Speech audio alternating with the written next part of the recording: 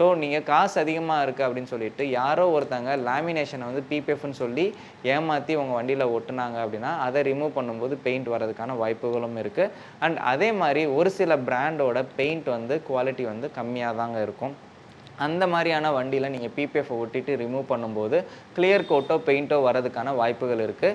So நாங்கள் அந்த மாதிரியான வண்டியில் எக்ஸ்பீரியன்ஸ் பண்ணனால அந்த வண்டி எங்ககிட்ட என்கொயரி கேட்கும்போதே அதில் இந்த இஷ்யூஸ் இருக்குது அப்படின்றதையுமே வந்து சொல்லிடுவோம். ஸோ பிபிஎஃப்பில் பெயிண்ட் வரதுக்கும் வாய்ப்பு இருக்குது, வராமல் இருக்கிறதுக்கான வாய்ப்புகளை வந்து நீங்கள் நிறையாவே வந்து பார்த்துருப்பீங்க.